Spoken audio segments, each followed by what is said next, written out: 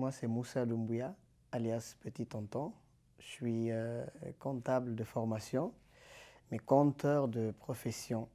Et je suis comédien avant et puis metteur en scène.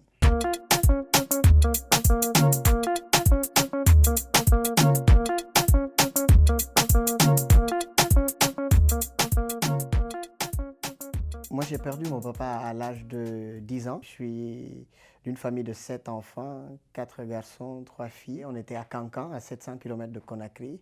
J'étais encore à l'école primaire. C'est la maman qui s'occupe de nous. Elle ne travaillait pas avant, donc elle commence à faire des petits commerces pour nous nourrir et pour qu'on puisse continuer à faire les études. 2 ans après, ma grande sœur se marie et je viens chez elle. Mon beau-frère travaille avec des Coréens dans la photo. Je commence à toucher les machines pour aussi développer les pellicules et imprimer les photos. À chaque jour de repos, je viens travailler là et les week-ends aussi. Et puis, mon beau-frère, il va souvent de ville en ville pour ouvrir de nouveaux labos photo parce que c'était la révolution de la photo en couleur en Guinée. Et donc, on l'envoie ouvrir des labos photos dans différentes villes de la Guinée. Et moi, je vis avec eux, donc je me déplace. Il m'arrivait de commencer l'école dans une ville.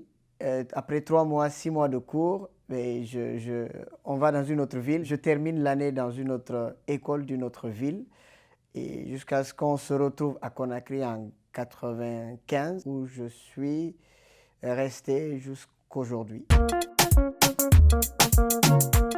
Ça cultive une certaine curiosité et l'esprit d'aventure. Ça fait que j'adore voyager, j'adore découvrir. Je parle plusieurs langues. Quand on est enfant, on est adolescent, on apprend vite les langues. Ça développe une certaine sociabilité en la personne parce que au cours de ces déplacements, on rencontre différents peuples, différentes ethnies, donc différentes cultures. Même si on est tous guinéens, notre culture est très variée. On pense diversité au lieu de rester comme aujourd'hui et cloîtré et enfermé dans son ethnie. Donc ça développe la curiosité, l'esprit d'aventure et l'esprit de partage, d'échange avec les autres.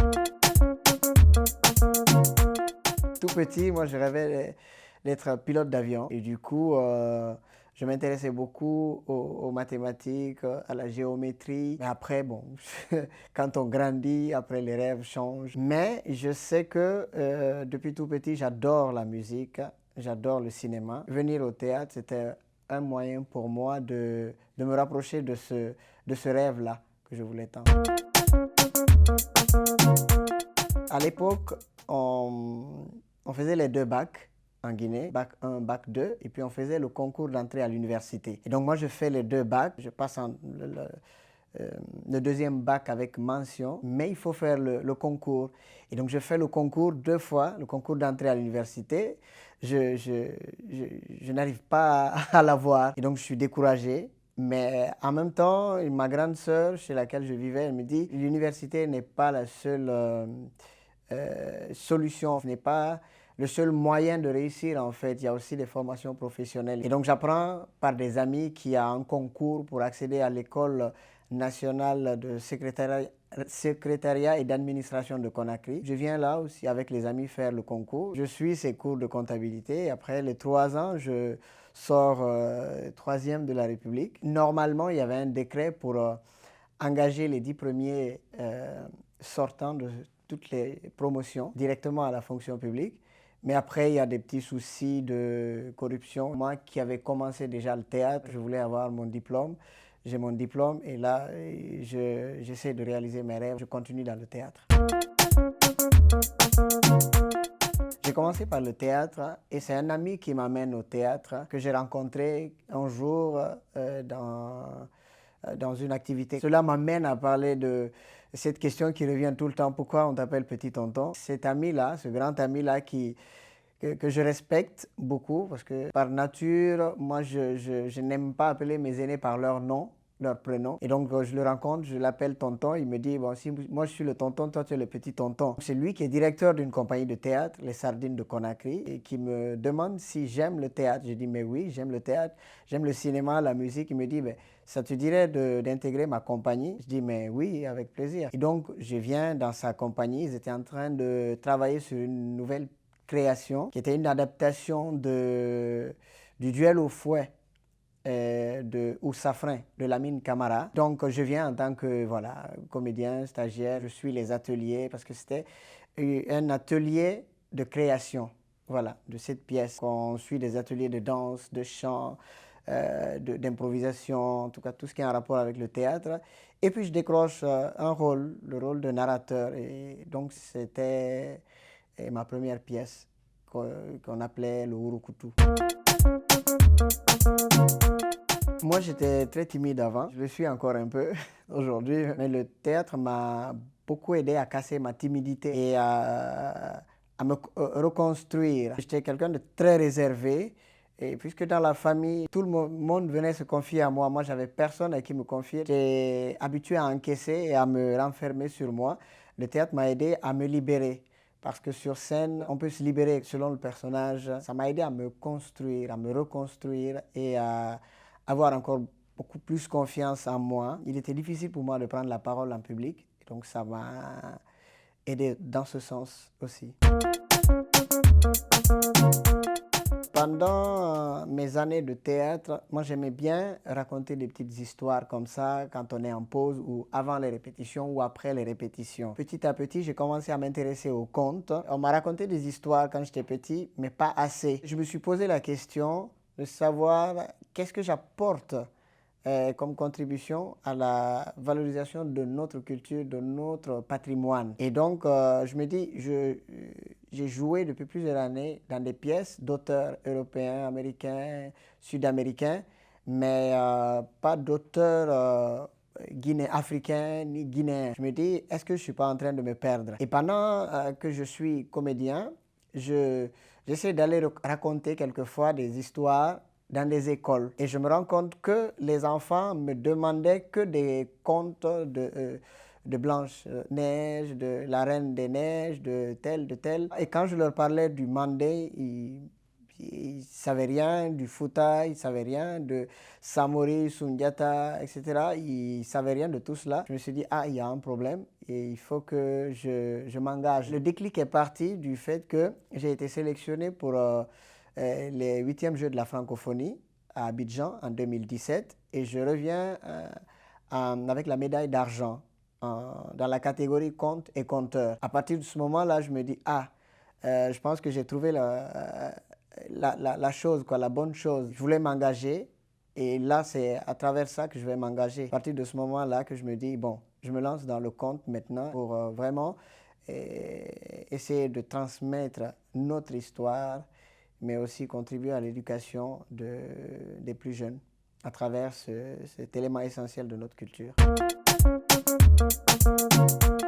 On dit souvent, pourquoi aller chercher loin ce qu'on peut avoir à côté? Vous savez, des fois, on cherche des formations, par exemple en Toastmaster, en prise de parole en public et tout. On va chercher loin, on va chercher sur Internet, on va chercher des formateurs en Europe, un peu partout, alors que les contes nous aident énormément dans la prise de parole en public. Je me dis qu'on a tellement de choses ici à donner qu'on n'a pas forcément besoin d'aller chercher toujours ailleurs.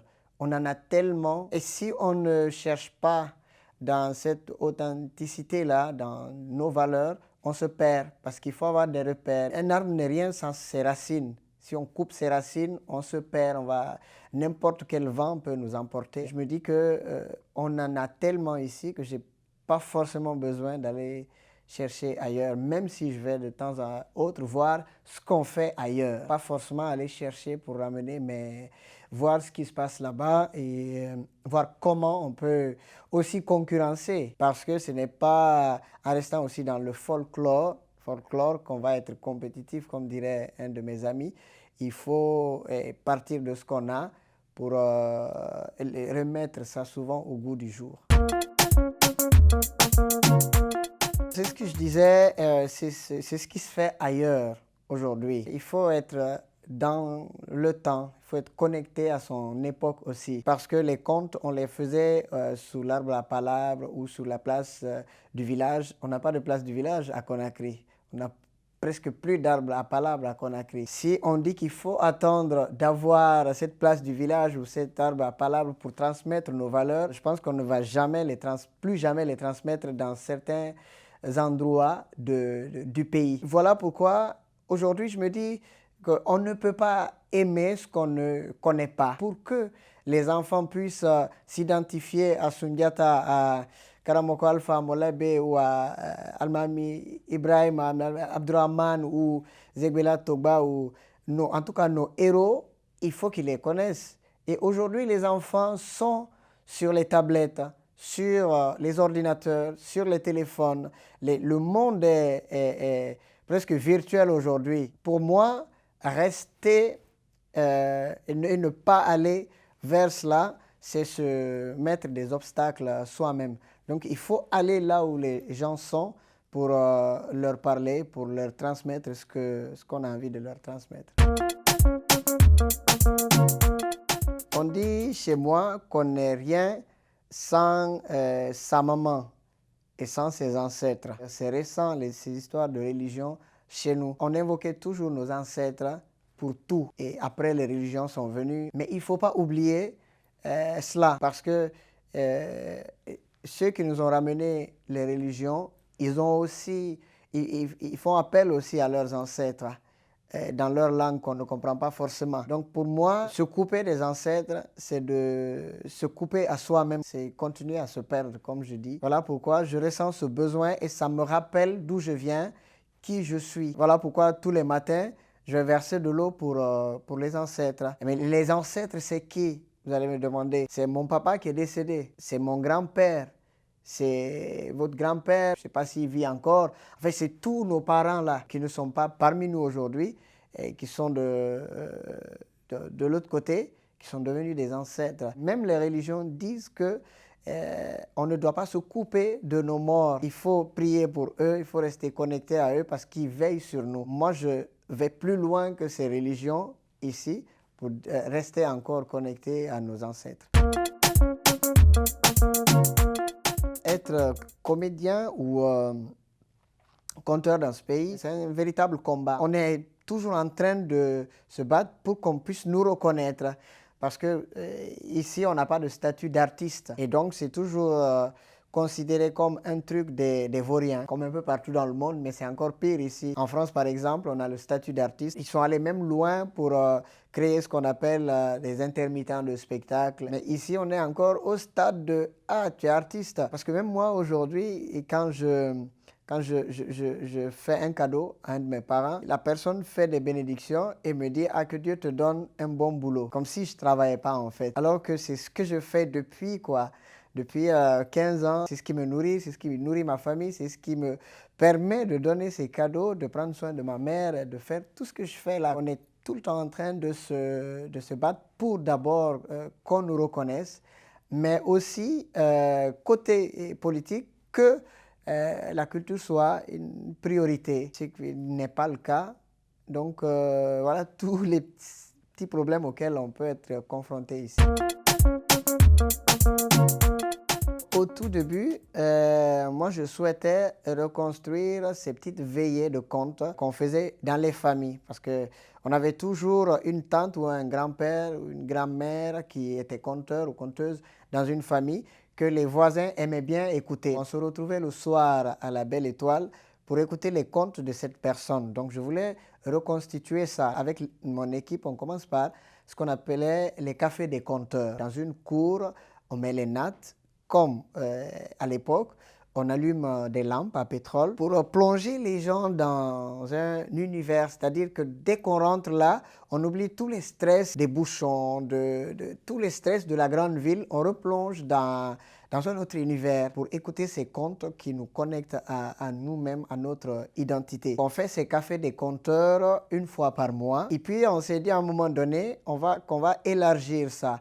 Donc, pour boucler l'année 2019, on a décidé d'organiser la grande nuit du conte. Ce déclic est parti aussi du fait qu'on a un aîné au Sénégal qui s'appelle Dr Massamba Gueye, qui a créé la maison de l'oralité et du patrimoine à Dakar, qui nous a invités à son événement La Grande Parole Invite. Donc il invite un conteur du Burkina, KPG Conteur, et moi. Donc on vient faire cette grande parole et puis il nous dit la balle est dans votre camp. J'avais déjà commencé à réfléchir, à en discuter avec l'équipe et donc moi je dis tout de suite la prochaine fois c'est chez moi, j'organise la grande nuit du conte. Il dit ah voilà. Et KPG aussi dit j'organise. Et puis on dit et si on faisait une sorte de circuit, c'est-à-dire qu'on fait la grande nuit du conte à Dakar, à Ouaga et à Conakry. Et c'est de là que c'est parti. On l'a fait au mois de juillet à Dakar. Au mois d'août, on était à Ouaga et en décembre, on l'a organisé à Conakry. On organise dans un complexe hôtelier. Pour revenir à ce que vous avez dit, pourquoi je vais vers la technologie, c'est-à-dire qu'aujourd'hui, on organise des grands concerts dans les hôtels. On organise des grands événements dans les hôtels parce que voilà, c'est le luxe, parce que c'est là que les gens ont envie de venir. Donc je me dis que voilà, le conte aussi va s'y inviter. À la première édition, justement, en 2019, j'ai eu beaucoup de questions des journalistes comme ça avant la nuit du conte. Ah, mais pourquoi le conte à l'hôtel? J'ai dit, pourquoi pas le conte à l'hôtel? Le conte s'invite partout dans notre culture, à tous les événements, dans tous les endroits. Pendant les cérémonies de baptême, de mariage, de décès, le conte s'invite partout. Le concept, c'était de créer une concession familiale, parce que c'est un peu compliqué de créer un village. On commence petit d'abord, peut-être qu'un jour on va arriver à créer un village. Cette grande nuit du conte, c'est pas que pour venir écouter des contes. On dit que l'oralité n'est pas que parole parlée, mais c'est aussi parole chantée, dansée. Mais c'est pas que ça aussi, notre culture. À la nuit du conte, c'est aussi découvrir nos textiles, nos plats. Et donc c'est tout ça qui se retrouve dans la grande nuit du conte. Ça, c'est le Kendeli, fait par Firsi de Guinée, voilà, une dame qui aussi qui se bat beaucoup pour la valorisation du textile guinéen. Ça, c'est de la Basse-Côte, la Basse-Guinée. À la base, ces tissus, dès qu'on lave, ça se déteint.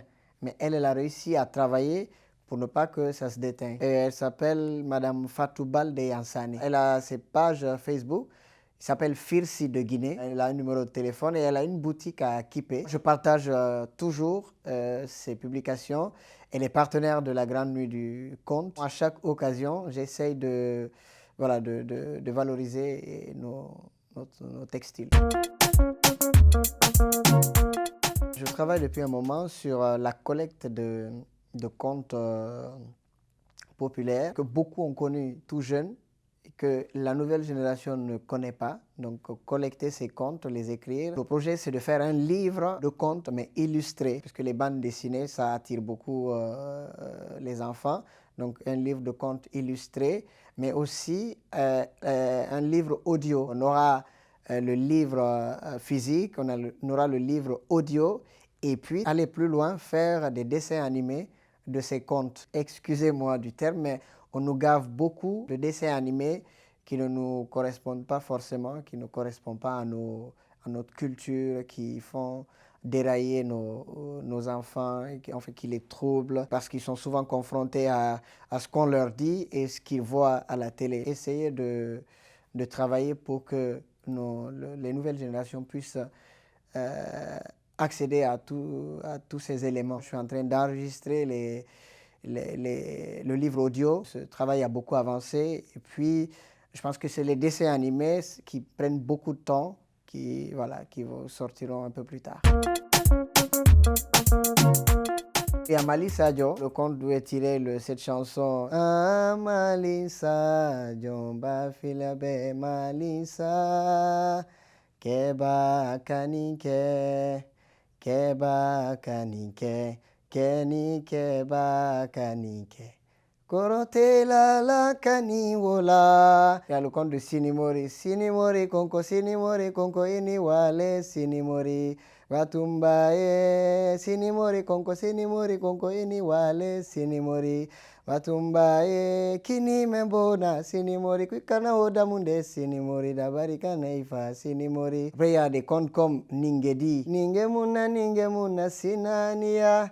Ningemuna sinania. Ngana faranguma sinania. Anla sunayira sinania. Il y a le conte de l'orpheline et tout ça. Donc, essayer de collecter tout ça pour en faire des livres, pour ne pas que ça disparaisse, et puis faire des dessins animés. Les livres de contes illustrés, les illustrations sont faites par Oscar, que beaucoup de gens connaissent ici, qui travaille pour le Lynx, à son journal maintenant qui s'appelle Bingo, et qui organise le festival Bulle d'encre. Il a d'ailleurs eu un prix, le prix du meilleur dessinateur de bande dessinée en Afrique. Il y a une Guinéenne justement qui a été la première femme pilote en Afrique. J'ai découvert son histoire il y a longtemps, mais j'ai revu un documentaire récemment quand elle est décédée. Et je me suis dit que je ne me suis pas trompé. À l'époque où la femme n'était pas très considérée, excusez-moi, ne devait pas aller dans certaines écoles, ne devait pas faire certains boulots et tout, a pu aller en Russie, où elle était la seule femme qui a suivi cette formation de pilote et qui est revenue et qui a exercé ce métier. Cette femme m'inspire énormément. Cette dame s'appelle Fatmata Binta Diallo, qui a été la première femme pilote d'Afrique.